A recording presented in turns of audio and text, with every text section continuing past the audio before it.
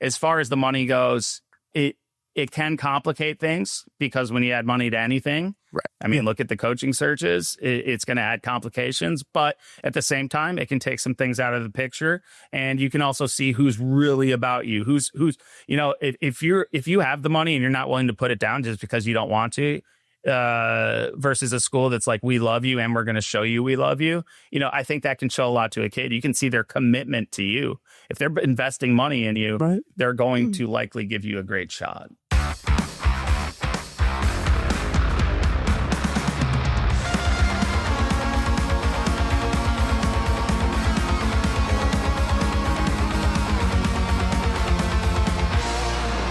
It's Mizzou That's Who here on KC Sports Summer. Tucker Franklin hanging out with Maggie Johnson on a special edition of Mizzou That's Who coming at you before early signing day. We got Clint Cosgrove going to be joining us. You guys probably know him of Rivals fame, but he is also the co-owner of ProPath Management. We talked to him about all the intricacies of National Signing Day, everything that goes into that, and how he will fix college football. And we get all the answers. You just have to listen to the very end of the podcast. But Maggie, how you doing?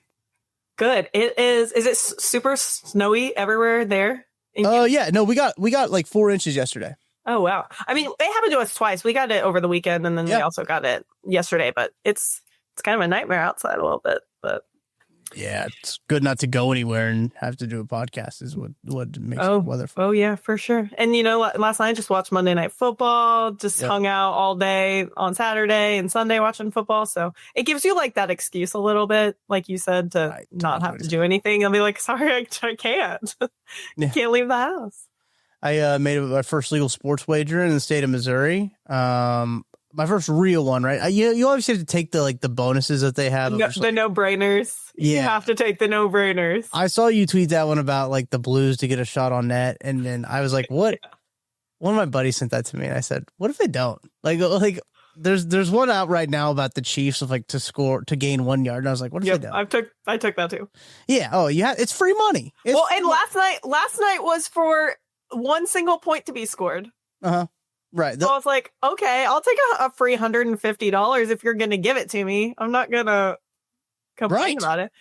I used the money that I made on taking the Missouri over just to put it towards those bets. So, you know, I doubled my money. Friends of DraftKings Sportsbook, you'll hear from them later today.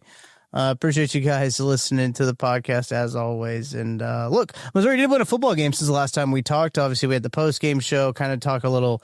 We got a little retrospective, right? We kind of took a little bit of a look back on the Missouri season. As you mentioned, the Missouri hits their over, right, on their wins, which is interesting. It was close. It got close. It got dicey there for a second because that was a part of the conversation that we had. Obviously, Missouri beats Arkansas. No one's surprised. They ran the ball really well. That's how they won the game, right? Their defense made plays. They ran the ball. That's story of how they win games is how they won this one. How they lose games is how they lost all of them, right? If this team is nothing but consistent, right? Thank goodness that they're consistent because the Chiefs are not. I think that the expectations of this team changed really quickly at the beginning of the season when they went 6-0, and you're like, oh my gosh, this team's going to make the playoff because they beat Kansas and South Carolina. Was it 5-0? Yeah. 5. Then we lost to Bama and then we won. Yeah. Won 5 games in 6 weeks. There we go. That's how I got myself right. Killed it. Yes. And then they lost to Bama, and that kind of like. And, you know, even after that game, I think we're just like, okay, they hung with Bama. Like they looked good against Alabama. 3-point loss. It wasn't that bad. Looked good against Alabama. And then, you know, they go and scrape it out against Auburn. Then they go and fall a couple feet short against Vanderbilt with a true freshman quarterback. I think that people listening and maybe Mizzou haters will be like, oh, this is copium, right? We're coping here with how Mizzou's season went. And ultimately, when it comes down to it, Maggie, I think at the beginning of the year, this is the record that I think I picked Missouri at. Maybe I picked them be one game better, but like this is about around what a lot of people had expected for Missouri. Obviously, you mentioned the over hitting with 1 game left in the season. Vegas was pretty spot on for what Missouri was going to be. Yeah, I think I picked them at 9-3, and that Vanderbilt game is the one that threw me because that's the only one that I picked us to win, and I think that we should have won it. I think we should have beat Alabama it's hard to say that I think we should have beat Texas A&M because I still don't think that we beat Texas A&M, even with a healthy quarterback and a healthy kicking team and all of that. I don't think we beat Texas A&M. Oklahoma, I picked us to lose, but I mean, if you have a decent special teams and a decent quarterback situation in that game, you can win that game. Oklahoma's such a weird team because you look at them and yes, they're right now they're in the college football playoffs because they have a good defense, as do we, but there's nothing really special about Oklahoma football. That's why I absolutely think that we could have won that game, especially doing it on the road. But yeah, I don't know. You look at it and you're like, yes, I'm frustrated. And then Howard Richards made a point on Twitter yesterday, which I fully agree with, about you prayed for days like these. Like you prayed for days you win 8-4. You're upset with an 8-win season. Yeah. Yeah. And how many, we had one 8-win season under Barry Odom. And the rest were like 5-7, 6-6. I think 5-7 mainly. There was a while we weren't making bowls. And then you have Drinkwitz coming in here in his first 2 seasons. You know, he won 5 the first year, but you went 500 in those first few years of Drinkwitz. And now you're at a point where you tasted that success and you're upset that you're not getting it again. And all it can do is push you, really. All it can do is push Drink. It should push donors. It should push fans to show up, to donate to NIL. Like, it should push you. And I get that not winning the big games is frustrating, but it's like the chicken and the egg situation. Do you donate first and then hope that success comes, or do you need that success to come before you donate? Yeah. My opinion is that you donate and then you see that success come. Same with like what the donors, those big donors that I'm talking about here right now. Like, you have to invest in the program. Drink's doing everything they can to invest in the program, and he's going to be sticking around, it looks like. Yes, he is. On Thanksgiving, I think, Maggie, last time we recorded a podcast was that, Wednesday before Thanksgiving, maybe? Yep. Or it came out the Wednesday before Thanksgiving. We talked about how, it seemed like things were trending in that direction. The Board of Regents meeting was announced to take place that Wednesday at like 3:00, right? Before Thanksgiving, a time where everybody definitely wanted to be in a meeting. And I think that the open session lasted maybe 2.5 minutes, and they're like, all right, private closed session now. And Missouri ultimately does get it done with Eli Drink. It's a 6-year contract, I believe. It does give him a pay raise up to 10.6. 7.75. Oh, wow. Okay. 10.75 in terms of it. But it secures him. Well, I shouldn't say secures his services. It says he will be under contract for the University of Missouri for 6 more seasons with it there. But announced on Thanksgiving, we kind of had an inkling that would happen. 10.75 through the 2031 season. Drink said, my family and I believe deeply in the vision and the leadership from our administration and are incredibly happy to continue calling Columbia our home. I'm grateful for the unwavering support of President Moon Choi, the board of curators led by Chair Todd Graves, and incoming Vice Chair Bob Blitz, along with our athletics director, Laird Veach. We're also incredibly thankful for the support of our generous donors and NIL partners. I'm committed to continuing our work to build Mizzou into a championship program. Maggie, after the game, he did say, like, hey, I can't leave because the north end zone's not done. Here's a big thought. Just don't finish the north end zone. Yeah, just leave a couple bricks missing. No, I'm so glad that we finally got that worked out. He's now the second longest tenured coach in the SEC, which I think is absolutely crazy. I think the only one longer is Kirby Smart at Georgia. With now Stoops leaving, which I think Stoops was maybe the second. I don't know if he was the longest or the second. Or I think at the time. I think that Drinko might have had Stoops beat. I don't know. Oh, okay. I don't remember when they hired him. I thought it was longer than that. But anyways, like, all you really need in football, not all you need, but you need stability. And I think keeping somebody like Drink around who can tell these recruits and tell people in the portal, like, I'm here to stay. I don't have things done yet. And we're not saying that he's never going to leave if another big job opens up, or if he gets to a point where he is making the college football playoff. I think that changes his marketability a little bit. I do think a little bit as well that maybe the back end of this season made him a little bit of a less attractive candidate for some of those teams, but we talked about this early on in the coaching search. Drink is petty, right? He's a very petty person. I don't think he was the number one choice at any of those schools. I don't think he wants to go somewhere where he's not the number one choice. He's the number one choice at the University of Missouri. So yeah, I'm happy that he's staying around. I'm fine with the amount of money they're giving him. I don't know why people are upset about it. It's really not your money. It doesn't make my money. I was going to say. Yeah, it doesn't make that big of a difference. He's advocating for more NIL. He's advocating for more changes. He works well with the government. He has people in the government he likes. He's trying to work with these donors. Like, he's doing everything that he possibly can to try to make it a winning program. He knows there's work to do. We all know that there's work to do. So it's better to do it with a guy that wants to be at Mizzou.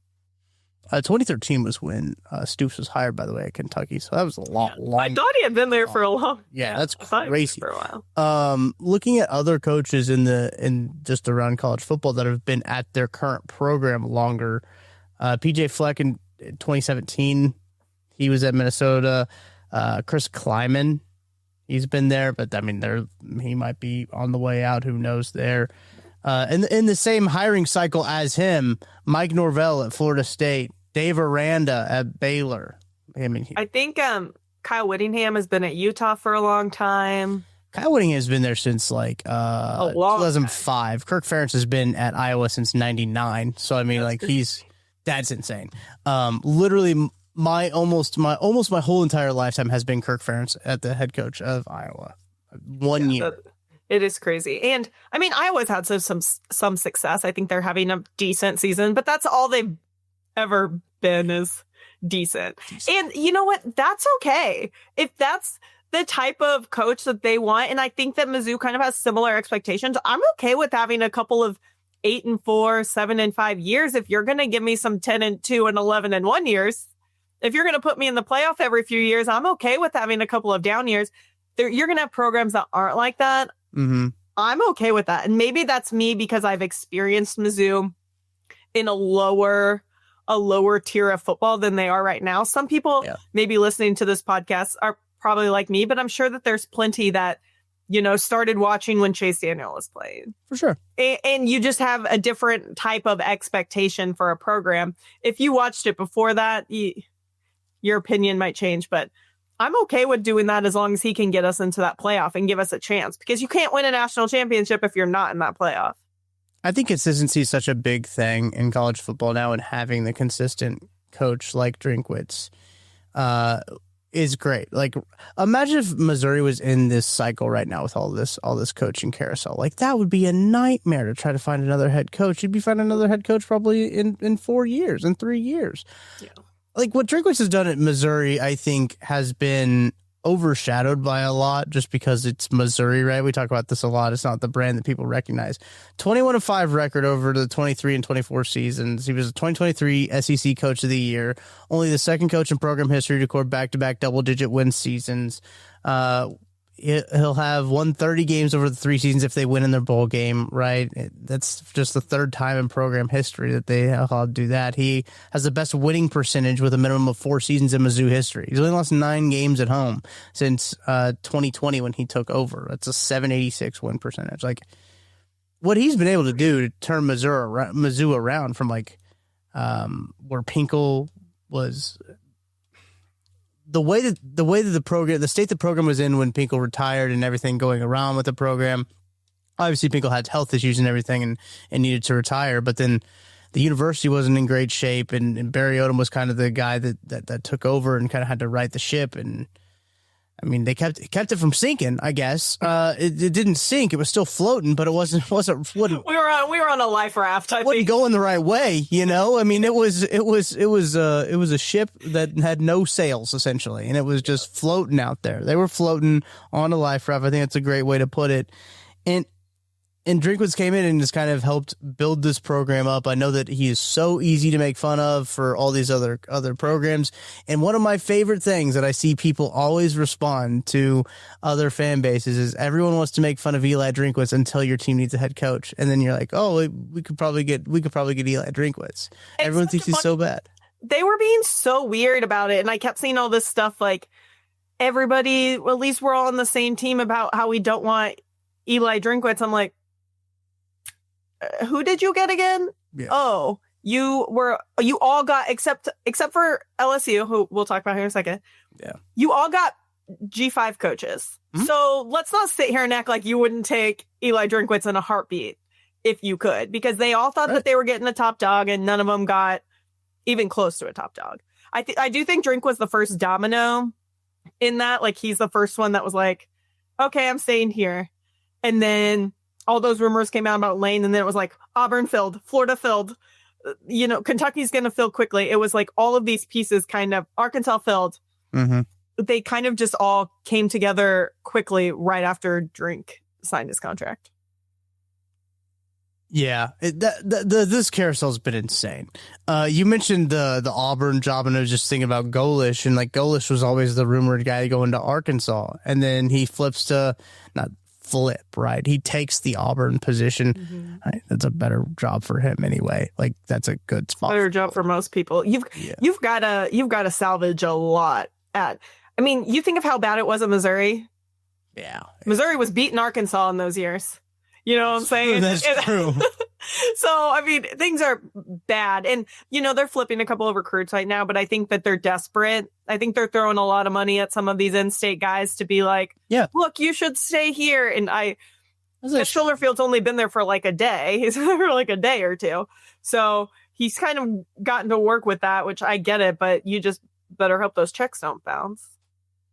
I didn't realize that UCLA hired Bob Chesney. That's actually a really good hire. That's a good hire. Fitz at Michigan State, I think, is a really good hire. Yeah. I do like Golish. I tweeted last week, I was like, if Arkansas gets Golish, that's a home run hire. And then I was like, oops, my bad. But I thought that would have been really good for Arkansas if they could have gotten them. Very funny, though, that like Arkansas fans are out there protesting. I don't know. I saw some clips. MIZ Chris, I think, was tweeting out some clips too of whoever runs their 24/7 account. Just yelling, just walking around the stadium, just being so upset. Like, you would think that this doesn't happen every year. It happens every year. And it's the same reaction. I saw some of them tweeting that again. They're like my favorite Thanksgiving tradition, because he does his walks and talks after every Mizzou game. Yeah, and it's so funny though too, because like I think they felt the same way about Sam Pittman, if I remember correctly. Like Arkansas hasn't hired like a like top end coach like ever. Petrino maybe, but like Petrino was like, I guess it made a good coach there. Bielema came from Wisconsin and was being very successful at Wisconsin whenever he went there. But I mean, obviously that didn't translate. I forgot that he was there. That's nuts. Yeah. So, I mean, they're being upset about Silverfield just like par for the course for Arkansas, right? Like, what did you expect? Like, did you think you were going to get James Franklin? Did you think you were going to get Lane Kiffin? I mean, I don't know what they're very delusional about where their program is at. And I think once they step back and take that in and actually like come to terms with it, they'll be a much more pleasant fan base. But I don't know if they can get there. Yeah, just focus on basketball. Just focus on baseball. You'll be all right. Track and field, you're going to be fine. Just do that. You're all right. Obviously, we got to talk about LSU and Ole Miss and Lane Kiffin saga and everything that went down there, because, man, such a bizarre saga, but also not that bizarre because Lane Kiffin was involved, right? Is also the other part of it too. I had the opportunity to, I can't remember what day it was. I think it was when Lane Kiffin announced it. It was Sunday. Tara had asked me, my fiance, she had said, so what's up with this Lane guy? And I said, and so we then watched the Lane Kiffin documentary, right? So I was like, oh, there's a lot of like context that goes into like what's happening right now. I tried to give her the best for like this season. I was like, but then you really have to watch see what he did at Tennessee. You really got to see that. And she saw like the Tennessee stuff. She's like, oh, that's what's happening right now. And I was like, kind of, yeah. I mean, yeah, that's kind of what's happening right now. Are you surprised that Lane Kiffin went to LSU? No. I'm not surprised he went to LSU, but man, giving up this opportunity that he's giving up, I don't know if I could give it up. And it's still, you and I have talked about this. We've talked because we've compared the situations to Drinkwitz. Yeah. if you're building up your program and you have done all of this with the amount of resources that you have and all of these things, and then you're going to a place that you have to build up again. And I get that it's LSU, and I get that their stadium is whatever it is, and their fan base is whatever it is. Sure. But like, what is Lane right now? Because to me, Lane is a coach that has a similar record to Drinkwitz. He's a coach that's never coached in a playoff. He's a coach that's never coached in a SEC championship. Right. I don't understand how you can like not take this opportunity at Ole Miss. I just don't get it. And then here's the thing. He went from lovable Lane to most people I'd say would think he was lovable Lane to threatening his staff and telling him that they can't coach in this game, and telling players that if they don't opt out, or just like weird stuff. And I'm like, you just made yourself so unlikable. Yeah. And it's hard because he has been likable for so long, but this whole situation felt dirty and scummy, and I'm glad I wasn't involved. But I also think LSU could experience what Ole Miss experienced within the next couple of years if Kalen DeBoer doesn't work out. For sure. 100%. Like, that's what has made you. Lane Kiffin has never gracefully left any program that he's been at. No. When he left Alabama as an offensive coordinator, it was messy. Like, he left to go to FAU, and he didn't coach the national championship game. It's all every time. Like, look, I like Lane Kiffin. I think he's a very good football coach. I think he's like hilarious. Like, I've got nothing wrong with Lane Kiffin. The handling of the situation is very poor, and it's clearly something that he very well struggles with, his handling of situations like this, because didn't handle Tennessee very well. He got booted from USC. Now, I don't know how much he could have really done in that regard, because he was fired, right, on the tarmac. But, like, the only job he, like, kind of gracefully and, like, okay left was FAU, which, like, FAU, which that makes sense. Yeah, FAU probably kind of expected that to happen, right? So, I think that there is definitely some blame for Lane Kiffin because of his like prior and past behaviors of like you see a pattern, and so like kind of like shame on Ole Miss for thinking there would be any different. Truthfully, I think for Ole Miss I think the only blameless people in this whole thing are the players. I think the players are the only blameless people. Now there's stories going around about how who was Golding is their defensive coordinator. He was like, God, they had some like inner turmoil, like after Oklahoma, after that game, like they started to get into it a little bit. Crazy. I got to go and read that over there at the Ole Miss 24/7 site. They've done a great job covering that story, by the way, everything that's come out. But I think there's a little bit of blame on Ole Miss as well as like why is Ole Miss jeopardizing their, I understand the fact of, okay, yeah, we don't want him to recruit the players that are here for a month. We don't want him to talk to the coaches for a month after taking a job. I get that. But this is the best school you've had. This is the best year in program history. And you're going to jeopardize it by telling your coach to like, he has to either pick one or the other. Like, I understand that, like, yeah, you don't want the collusion, right? Mm-hmm. But I think that there's some stuff from the Ole Miss side that is less than desirable. Obviously, some stuff from Lane, I don't think he's a victim in it, but I think the victims are the players, obviously, and that happened in all this. And I think that the university probably could have done a little bit better. I think Lane obviously could have done better, but like I don't think that like we should be like Ole Miss, the university perfectly handled this whole situation. By forcing him to make a decision in the way that they did made this messier than it really needed to be, in my opinion. That's how kind of I see it. If they would have just kind of like let it all play out and then he eventually chooses LSU, sure, like whatever, like that's what usually happens. But them being like, we need a decision before the Egg Bowl, and him being like, what? Before the season's done? Like what? Like what? You want me to leave? I don't know. That set really weird with me, but like Lane Kiffin, the way that he handled this obviously is not a surprise given his past behaviors. I think the hard part for me would be, and we talk about this a little bit with Clint Cosgrove coming up, but we talk about the dates of the transfer portal. Sure. And we talk about National Signing Day. If Lane isn't going to be coaching at Ole Miss, why is he helping Ole Miss out on National Signing Day? And then why is he helping Ole Miss out during the transfer portal? Because we have no clue how far, Ole Miss could make it. And you're missing players because yes, they get an extended amount of time, which I just learned that from Clint Cosgrove. So you'll hear me be confused about that in a little bit. But you have players that are going to hop in that portal and try to get out of the portal, and hop in that portal and know where they're going.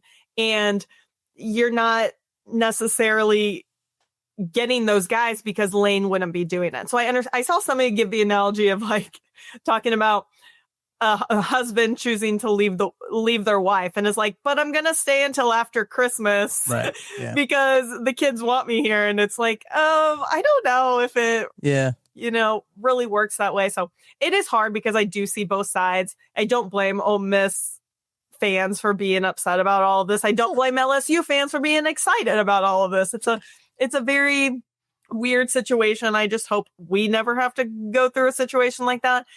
But I will say the mustard bottle being thrown at Ole Miss and Lane Kiffin now makes a little bit more sense.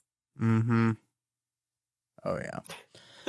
Yeah, I'm just glad that Missouri's not in this portal. Like, not the portal, the carousel. Like, that's what, as soon as, like, it wasn't even like, I don't even think he made it like an official decision yet before it was like literally that Sunday morning. It was like Golish, boom, Silverfield, boom, Sumrall, boom, like all of them, boom, boom, boom, like right in a row. They all knew. Yeah, they all knew. Yeah. But then they were like, the meeting's going to be pushed back an hour. Oh, it's going to be pushed back another hour. And they asked him like not to show up or something like this, according to Lane. I guess they asked him not to show up.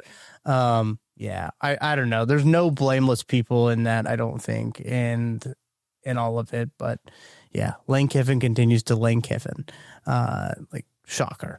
But very glad that Missouri doesn't need to get into all that mess.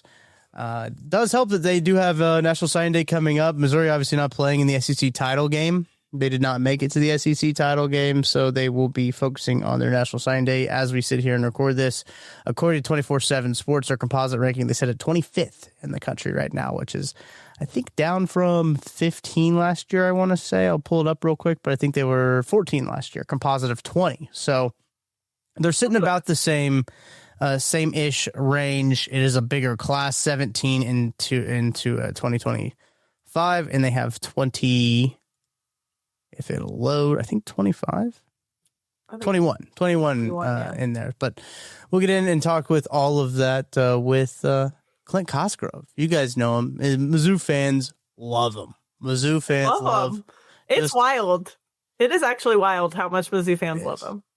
It is. But we get to talk a little bit about Drinkwitz recruiting, what he's doing now with ProPath Management, and all the stuff in between. But Maggie, before we take a break and we get to our interview, I got to tell people about what we got going on at the Solo KC raffle. I know that I haven't brought it up on the show yet, but we've got our 5th annual Christmas raffle that we do. We've done it every year, obviously, with it being the 5th year.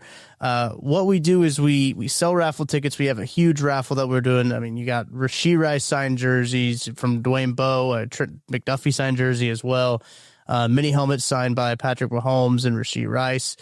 So a couple cards and some Chiefs memorabilia. But then also what we've done this year is we've done a little bit more like pop culture stuff in terms of our raffle. We have a Mike Tyson Punch-Out signed poster. We got a Clark Griswold signed hockey jersey. Chevy Chase signed it, obviously. But Keanu Reeves signed Matrix poster. Michael B. Jordan signed Creed poster.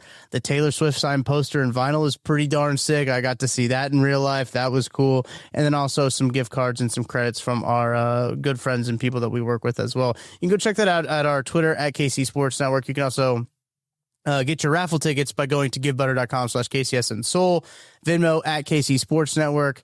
1 ticket for $10, 5 tickets for $25, 15 for $50, or 50 tickets for $100. That $100 option comes with a 1-year paid subscription to KCSN.com. You only have a few days left till December the 4th to get your tickets in there. Every dollar raised in this goes to purchasing presents for Operation Breakthrough with our friends at Dick's House of Sports. Maggie, were you there at one of the shopping trips that we've done? I can't remember if it was that or it was a... No, it's always a day that I can't drive over to Kansas City, but I need to look at the calendar and see if I can do it. It's a I would love to be there. It looks awesome.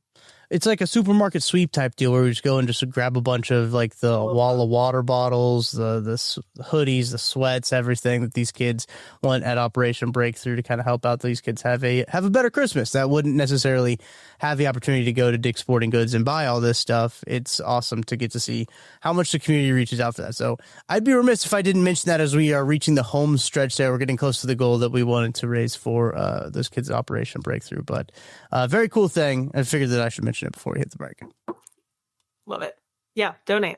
I probably actually will donate to it because, I love Taylor. If you can see my the background in my YouTube, in the YouTube podcast, I got my Taylor Swift up there. So it's a good poster in vinyl. It is. I've seen it in real life. We'll have all those will be shipped out to you. You'll get them before Christmas too, as well. So if you do win, you'll get that before Christmas. But all right, let's take a break. Let's take a break, and then on the other side, we will be talking with Clint Cosgrove.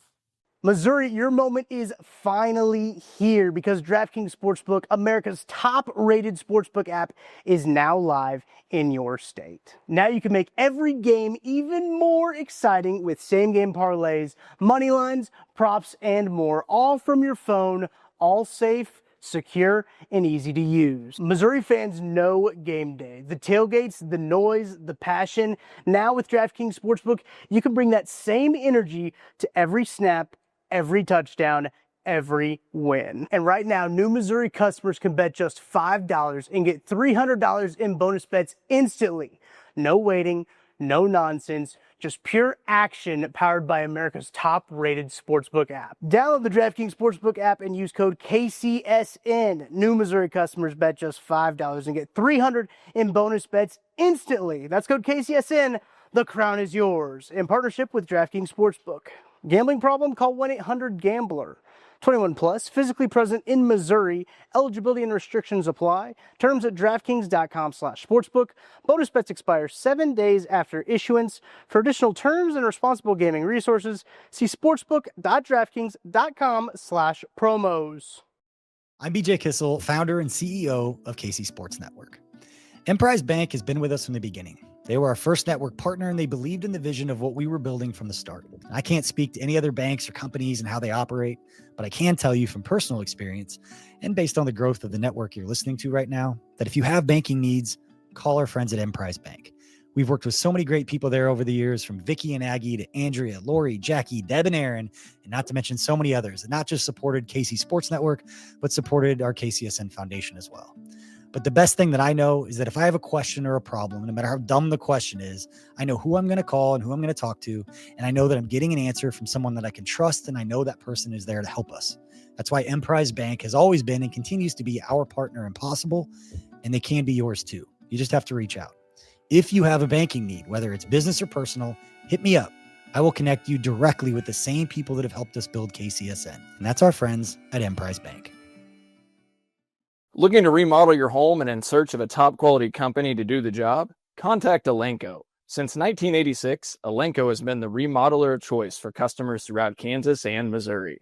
As a family-owned and operated business, Alenco provides customers top-quality products and unbeatable service, straight from their family to yours. From windows and doors to siding, insulation, and bathroom renovations, there's no need that Alenco can't meet and exceed. Alenco only installs products that have proven track records of success, such as the Kohler Luckstone shower system. Alenco's installers are factory-trained professionals who know how to get the job done, not only quickly, but flawlessly. Whether you're located in Kansas City, Topeka, Wichita, or a rural town in northeastern Kansas or western Missouri, Alenco will come to you. Go to alencohome.com for more information. That's ALENCO home.com. Again, alencohome.com for more information and contact them about all your home improvement needs. Clint, appreciate you hopping on the podcast here, talking some early signing day and some of the mechanisms that maybe people might not know about with signing day and everything like that. Appreciate you joining the pod. Hey, thanks for having me on. I've been waiting for a long time. Maggie would never invite me. Finally got the invite, and I'm happy to be here. Don't listen to anything that he says, listeners. I mean, you can listen to the professional stuff, like trust him with that, but I absolutely have invited him on before, and he finally made time for us. So, Coach Reed has come on. Your buddy Coach Reed's come on. Yeah. We've had quite a few of your colleagues come on. Reed's the man. Yeah, he is the man. So first I want to start off with, you kind of became like this, like, I don't want to use the word weird, but it was kind of a weird like thing. You came like this Mizzou icon. I feel kind of like overnight. Can you kind of like tell us what happened there? Yeah, I mean, I've always had a connection and tie to Missouri, St. Louis in particular. Starting when I was younger, my dad recruited there for a long time. Then I recruited there. Then I was a scout there. My dad was a finalist with Pinkel for the head job back in the day. They made a great decision with Pinkel. I think my dad would have done a great job too, but obviously Pinkel was the man. And so I always had this connection to Missouri. And then when I started with Rivals, I started doing stuff with Gabe because I had a lot of insight in the area. I knew the kids, I knew the coaches, I knew the players.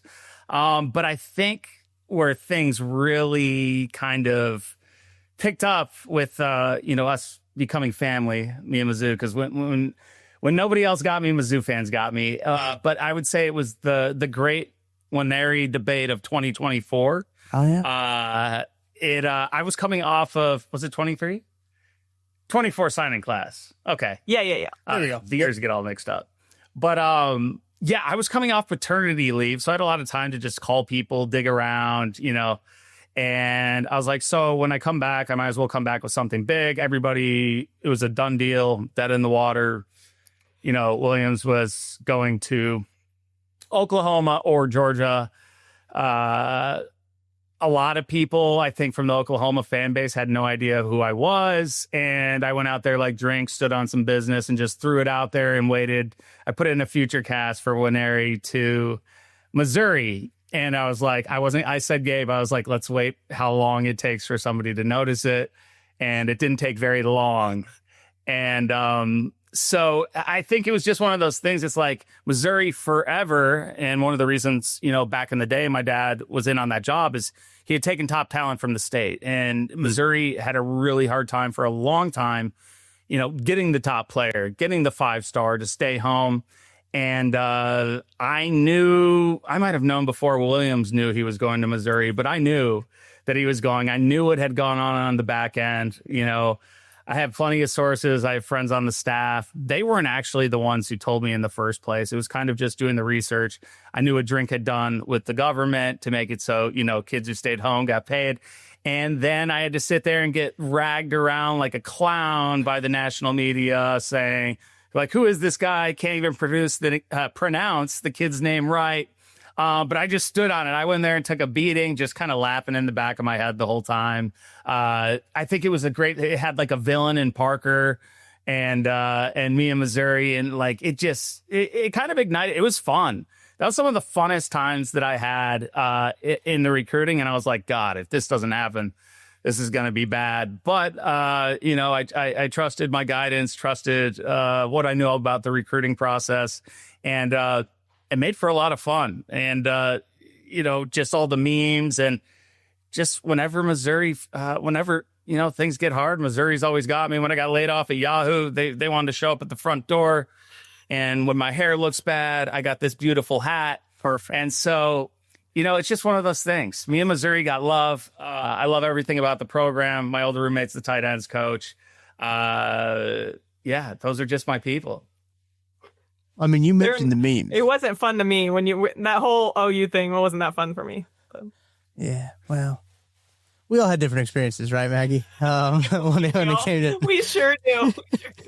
You mentioned the memes, and the memes were aplenty. And there are still a plenty of memes. Maggie had sent me actually a bunch of memes that we could talk about and go over. That's one of my favorites. It's so good. Now, if you're listening on the audio podcast, it's a picture of Leonardo DiCaprio. I believe this is from Wolf of Wall Street. Wolf of Wall Street. It said if you're 20 to 30 and your main circle isn't discussing Clint Cosgrove, Williams Winery, Ryan Wingo, Jeremiah McCullen, Gabe DeArmond, then it's time to find a new circle. Your network is your net worth. What an all-time, a great one. That was breaking down your future cast, obviously, of that Williams Winery recruitment. I mean, there's some more here, like just reasons to live. Just absolutely. incredible. He strikes again. Oh, yes. That's always a good. I remember seeing a couple of those for some future cast hitting the timeline. And of course, you gotta get the Jesus Photoshop. Oh my gosh, dude! I tell you, those had me rolling. I had friends. So like my one of my best friend's little brothers went to Missouri. They were just dying. They're like, you just overnight became a legend on campus. They're sending me memes. I was like, and usually the memes that people made of me were just horrible. Made me want to cry. I was used to like death threats from fan bases and like, Right. oh, something about Missouri, something about the people, something about the program, and the memes, obviously. They won me over. I remember going to the game that year, people wanting to take pictures. It was kind of surreal because I'm just kind of a football nerd behind the scenes. And yeah, I love me some Mizzou. Well, it's funny. It's funny, like when something happens and you put out a good tweet, and it just all of them, they're all just Mizzou followers. Yeah. I like scroll it. I'm like, let me get past it when I'm reading the comments. So it's awesome. Well, let's talk Well, like, about. even when you tweeted today that you were having a guest on, I don't know how people guessed. Oh yeah, multiple people guessed Clint, and I was like, that has to be like an impossible. It could be anybody. Like we just finished the season. It could be a coach. It could be a player, and 2 people said Clint. Has that ever happened before when you tweeted it out? I can't remember of like you Getting it teasing right. out that we have a guess that somebody has actually got it right. No, nobody ever gets it right, and I feel like this would be like the hardest one. I mean, I did put like Well, ESG. close to signing day, yeah. That's Yeah, probably- but I mean, I thought it was the signing day thing is what I thought it was. but still, like, think about the amount of people like Wilt Fong or Alan True or whatever that they could guess, and they're like, no, it's what's the word I'm looking for? Honorary true son Clint Cosgrove. True. The true fam. I had to go with the true fam for signing day. Well, there's a lot going on now in college football, how this whole calendar, obviously the calendar is now put under a little bit more scrutiny with decisions outside of players' controls happening with Lane Kiffin and everything. But the calendar is a big topic of conversation, will be probably a big topic of conversation for a very long time when it comes down to recruiting. Early signing day coming up very soon. So, Clint, I guess I want to get... Let's start with Missouri's recruiting and how it's been with Eli Drinkwitz. You obviously have been close to how that staff recruits, how everything goes down there. Now, his high school recruiting class this year, not ranked as highly as maybe some of his other recruiting classes as well. I'm curious if you think that's more of like a transfer portal shift, or if you're going to see a lot of things shift towards a transfer portal in that regard. But just from your experience with Drinkwitz and how this staff recruits, what has your experience been? Well, one, I think they're great evaluators. When I look at any Missouri class that comes in, I think they place value on great players, and they find guys that are not necessarily on the mainstream. I can't remember who the DN from like Louisiana or Alabama or Mississippi a couple years ago that came up, didn't have any stars. Nobody knew who he was. They wouldn't let him tweet out the offer. They're not afraid to trust their own evaluations. A lot of staffs will go and wait till a guy gets a bunch of offers. That validates their eval, and then they go from there. So I do trust what they do. I do think you'll see some smaller high school classes. One, because you have to fill instant needs, and you have NIL to do that now. 2, you're going to be able to retain players with the profit share that you might have not been able to in the past. And then 3, I just think the timing and the timeline for these high school kids during season. I mean, some kids are going to be playing their state championship game on Wednesday when it's signing day. And it doesn't make sense. The calendar's got it all screwed up. I do think when we see a smaller class, we expect a bigger transfer portal class. But if you look at certain positions, you lose a Kevin Coleman. You always got to find quarterbacks in the portal every single year. You're always going to have to find an edge rusher. They're going to get to that 25, 30 mark some way, somehow. Could be JUCO kids, could be transfer portal. I just pulled up how many they have right now. But they have 21 commits, it looks like, right? Yeah. Mm-hmm. Yeah. So that's not bad at all. So I would say that's actually a bigger than normal recruiting class. I don't know what they did in the past, numbers wise, but there's a lot of, what you see in it is there's quality, there's quantity, and then, you're going to get instant impact players from the transfer portal. They've shown that they can do it year in and year out. When you lose Luther Burden, you bring in a Kevin Coleman. And then the great thing about it is you have a Donovan underneath, and so really finding that balance in the high school versus the transfer portal. I think they've done a really good job with it. I think they've done a better job at keeping kids home. And then not only just recruiting off of stars, but really trusting their own evaluation. They know that, if on signing day, if I'm Missouri and, Alabama comes in, like, are they always going to win that?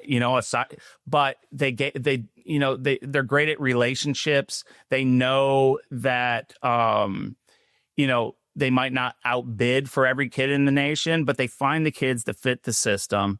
And then at the same time, they get plug and play players and they get developmental players. And then on top of that, when you have a developmental kid like a Donovan come in and show that he's a stud right away, that really helps you build depth and have star power for the future. So I like the balance, the way they're doing it.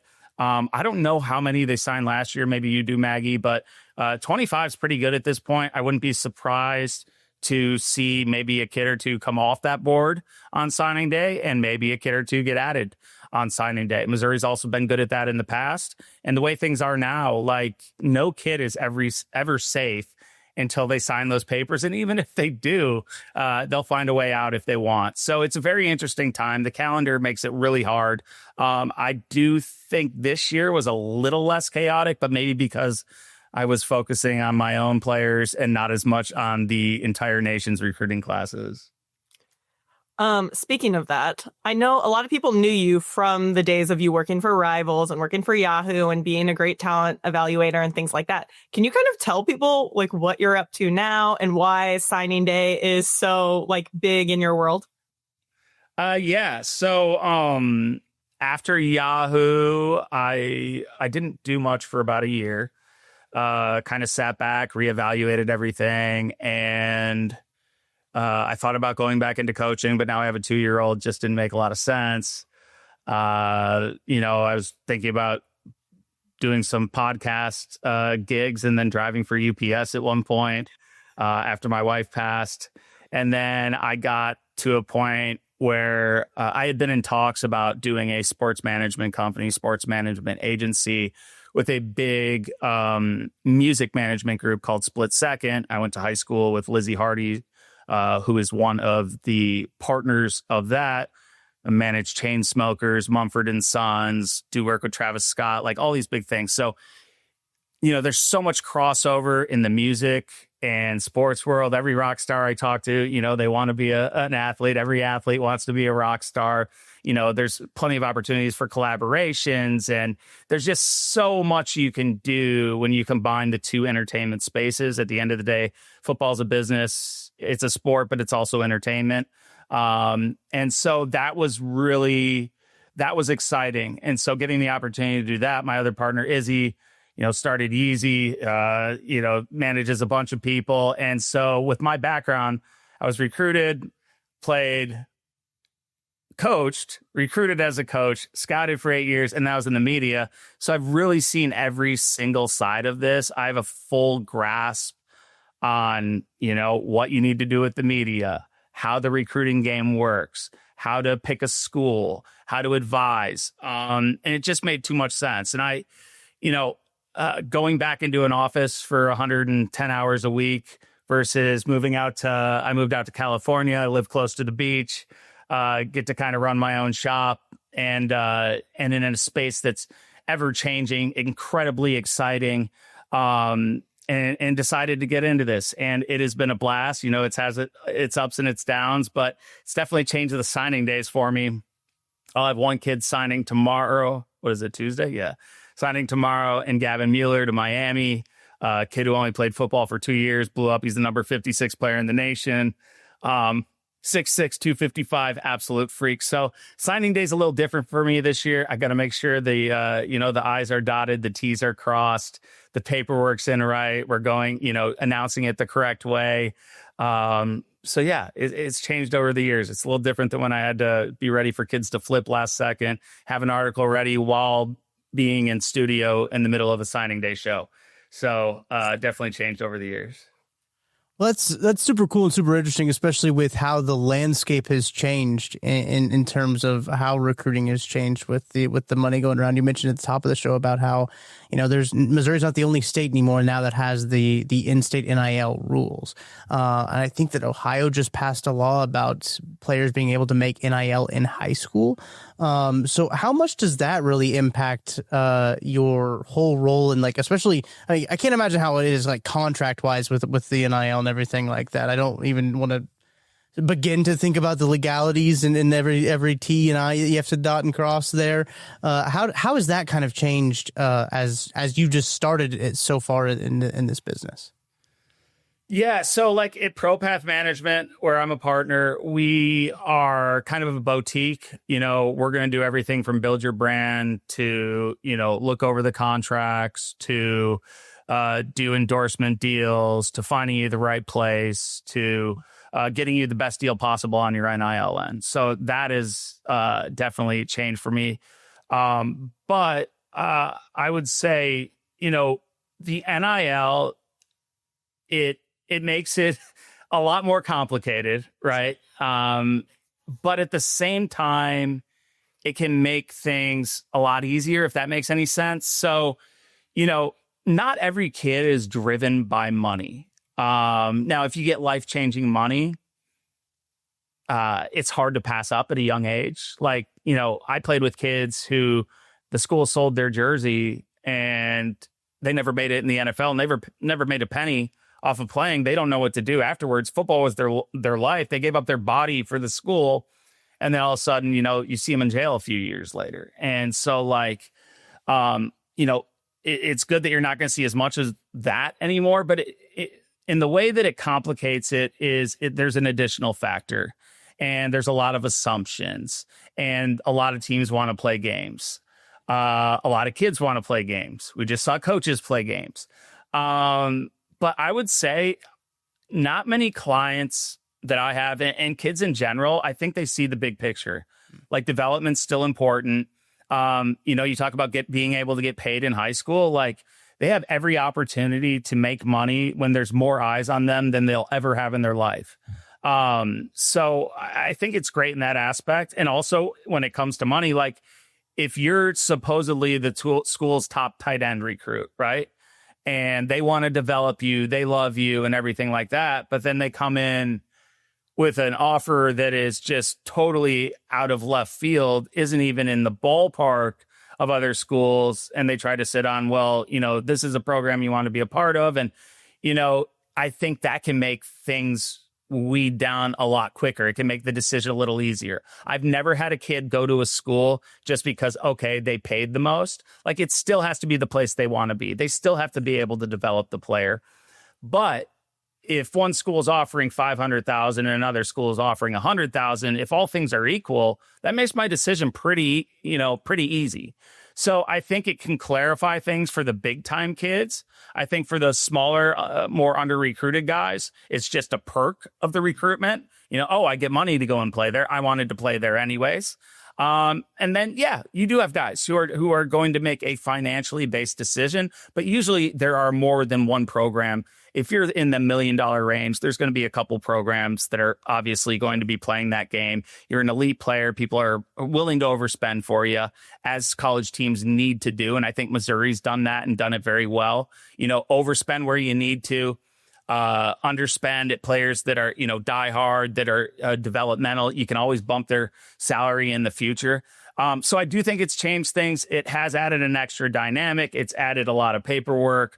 It's added a lot of legalities and, all kinds of fighting, between the Senate and God knows who else. The NCAA, I swear, they tried to screw up this calendar as much as they could to make it chaotic just when things were getting normal. I think a lot of changes need to be made. But as far as the money goes, it can complicate things because when you add money to anything, right. I mean, look at the coaching searches. It's going to add complications, but at the same time, it can take some things out of the picture, and you can also see who's really about you. Who's if you have the money and you're not willing to put it down just because you don't want to, versus a school that's like, we love you and we're going to show you we love you.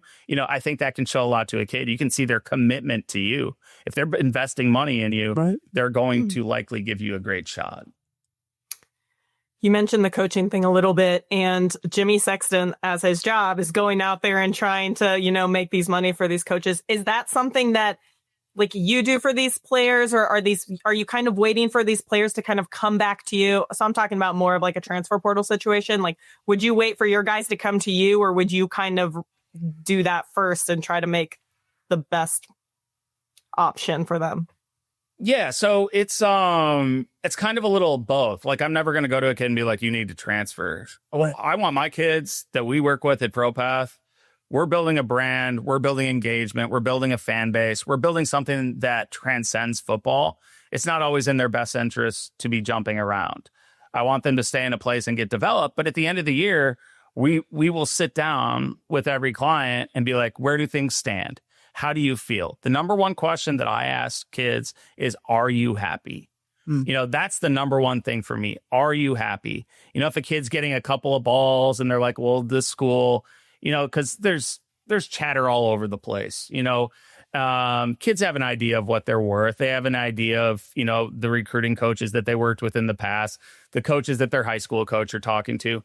But really, we sit down and, if they're happy, right, and it's working for them financially and they have a chance to play, I always encourage our guys to be patient, stick with the process and stay.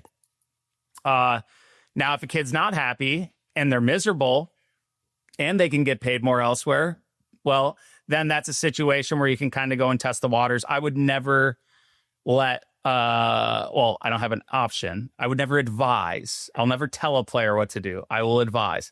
I would never advise a player to go into the transfer portal if I already didn't have landing spots for them, because I have a good idea. Coaches coming to me all the time. Hey, we need this and this.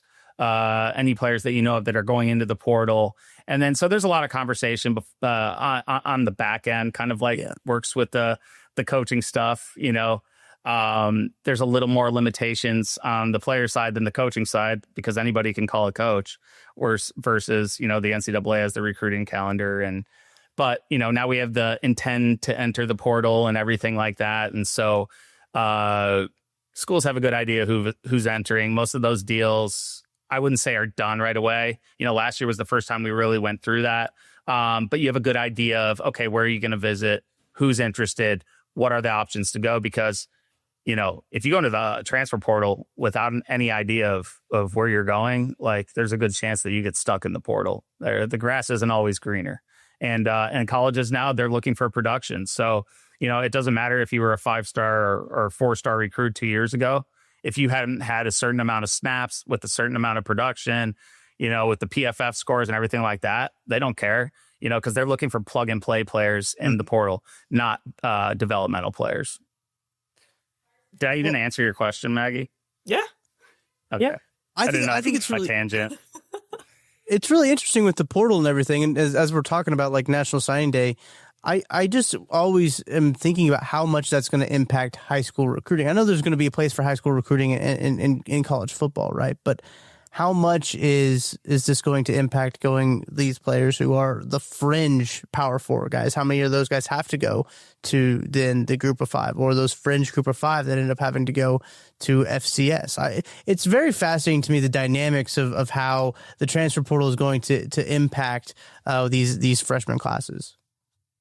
Yeah, no, I mean, it does impact the high schoolers at the end of the day. What I think, a couple of years ago when the portal first became like a real thing and kids were getting paid to transfer and everything like that, we saw, and you were coming off the COVID extra years. Yeah. We saw small recruiting classes. We saw 12 kids getting signed by a school, stuff like that. Now we're seeing kind of a rebound to that 25, 30. And I think there's a couple reasons for that. High school is going to have its place if you had the infrastructure going in to the NIL world. That being said, the reason being, my bad, is if you had a roster worth retaining, the guys that you would have lost to big schools that were just pay-to-play schools in the past, now you're retaining them, okay? So you're not going outside to get that plug-and-play player. You have that player on your roster. When you have that player on your roster, and with revenue share, you have the ability to retain them, because no, some school's not giving my quarterback $2 million. I'm giving him $2 million, and he's staying, So you have the ability then to become a developmental program in the NIL world. If you have, I look at some of these schools, they hadn't recruited leading into it, and they were in the worst place to be because they didn't have a roster worth retaining at the most pivotal time in the history of college football to have a roster worth retaining. Yeah. So the schools that were behind, they're going to have to be heavy transfer portal. And if you're in the portal every year, you're stuck in the portal until you can kind of get some stability, get a developmental aspect to your program. It's hard to be just a developmental program, but when you have guys worth retaining, then you can recruit high school kids because you're not going out of your way trying to look for every transfer there is. Your roster's filled with guys that might not be ready to play, but will be in a year or two. You don't have to go and, because you have a little more time. You look at a guy like Jamal Roberts. He was patient. This is his third season. He's technically a sophomore, but, he could have gone somewhere else. But, they said, we see something in you, and they showed it with the carries they gave him this year, even with Ahmad, and they're able to retain a guy like that. Yeah, he might not be happy with his playing time, but he might be happy at the school. And you know what? Let's give him a little something to keep him around, to keep him motivated, to show him that we care. And so I think when you have that culture, when you have that developmental aspect of your program where you're able to retain the older guys, have guys that are on the brink of playing, then you can go to high school. But if you're just scrambling for every player that you need to fill a bunch of holes, you haven't developed at certain positions, that's when you see transfer portal. I think a healthy high school class these days is going to be 20 plus kids. I think if you see 25, the healthier program is pretty good. So that was a lot to take in, but no, did that make any sense? No, it made a lot of sense. The nice thing about it too is that when you get players like Mizzou lost a running back to Arkansas, an in-state guy decided to stay at home, play for Silverfield. I don't know if he was recruiting him in it before, but it makes you not be as worried, like as a fan, because you're like, I know I can go to the portal. You also know that probably means that Mizzou's planning on retaining Hardy and planning on retaining Roberts, and you don't need that. So I don't know. I think it just changes the way that I really feel about high school recruiting. Not that it's not important, but it's really I would want to say quality over quantity, but you just have to get a couple of guys that are going to be those impact players. And then you just expect that 10 of them are probably not going to be on your team. I think last year we maybe had 5 players left from the 2022 class.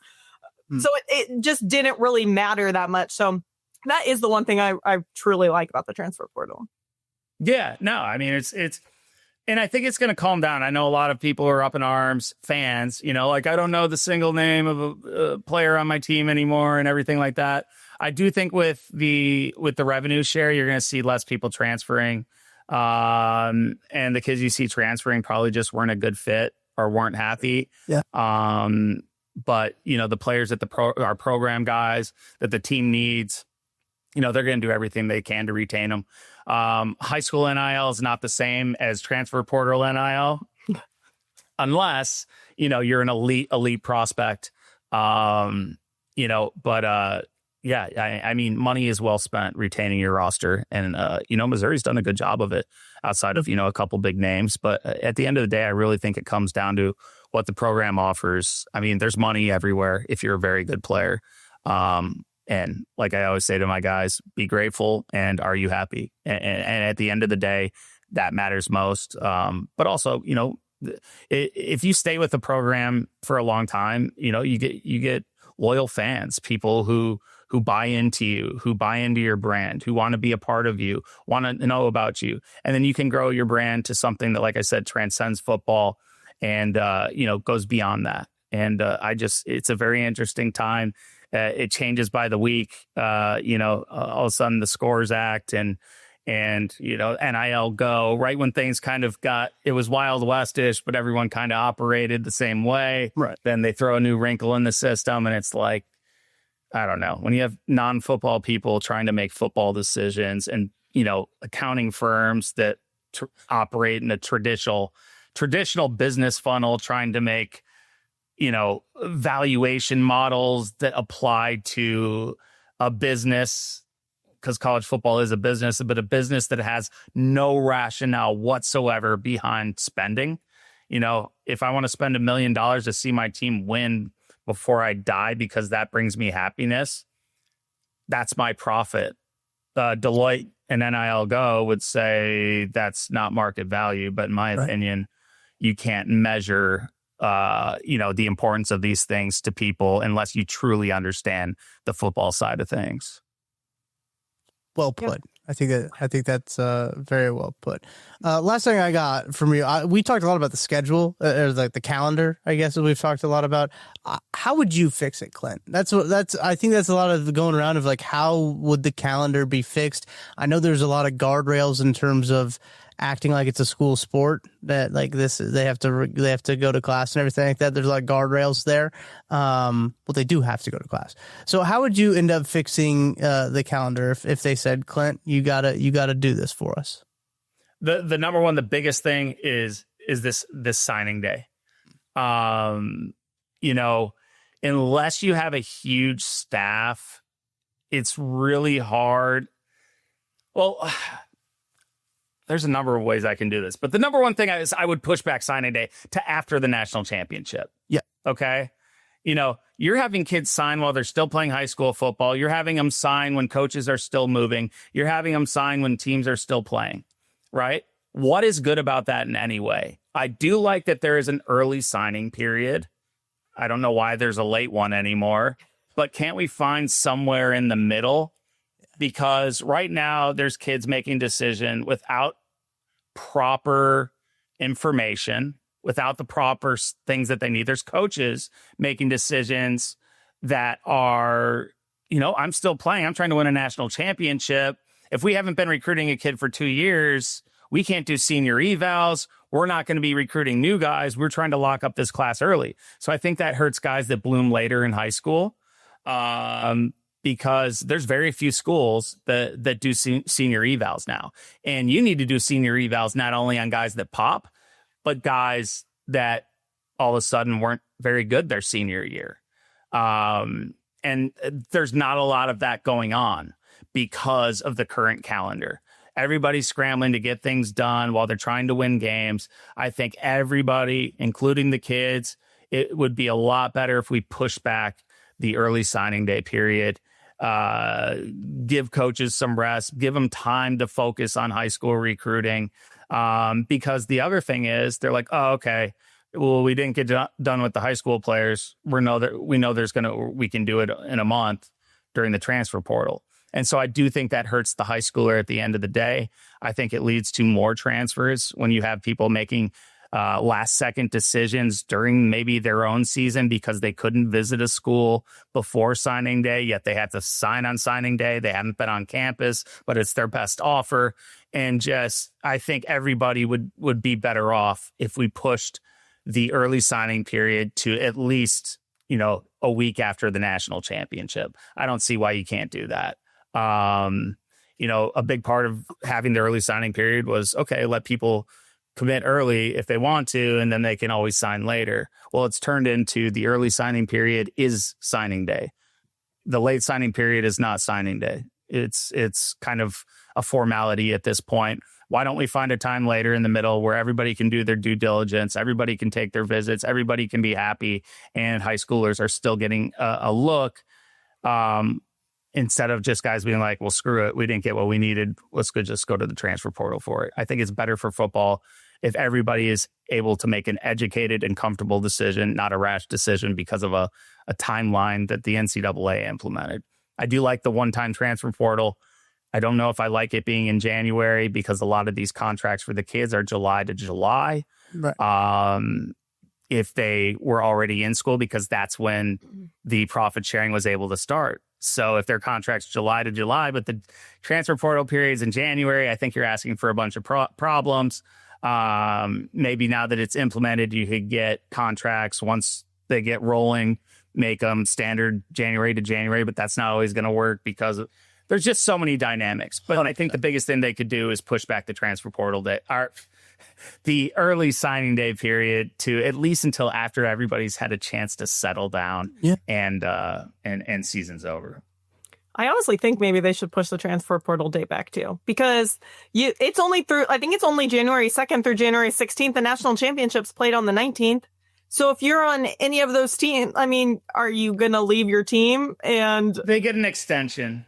They do get an extension? Yeah, they get an extension. Yeah. If your team plays a bowl game after the portal date. The other thing is you can enter the portal and you don't have to sign during that period.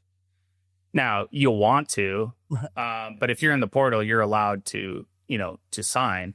I don't know. I'd have to give more thought into what a good portal date would be. Yeah. I think January's hard. I mean, it makes everything easier for the coaches and the stability of the program, I think, because there's a lot of clarity going into spring ball. But at the same time, I would like to know as a player and as a coach, okay, who's probably not ready to play here or doesn't fit here, or as a player, I'm not going to play here, or I don't like it here. Give them a chance after spring ball is maybe when the best time for the portal would be, because I think that's truly when teams know what their needs are going into the next season. And then it's also when players have a good idea of, am I in the picture? Am I happy here? Am I better off elsewhere? So I don't have all the answers, but the number one thing would be pushing back the early signing period. Yeah, I think so. The transfer portal one's so interesting too because of like when the school semester starts as well for the winter spring semester, right? So like that also is a tricky time because these guys got to be enrolled in classes. So like that's the other part that all plays into it. And I don't know if there is like a right answer, but there needs to be a better answer. But Clint, appreciate you hopping on and giving us some clarity into National Signing Day, what you're doing now. Always appreciate you. You're always welcome. I'll tell you, you're always welcome on the podcast. Thank you. Because Mag's over here, I had to bug her. And, she finally responded to me, finally let me on. I'm so grateful, Maggie. Thank you so much. I cannot thank you guys enough for having me on. MIZ, love Missouri, and love the memes, guys. Love you guys. Thank you.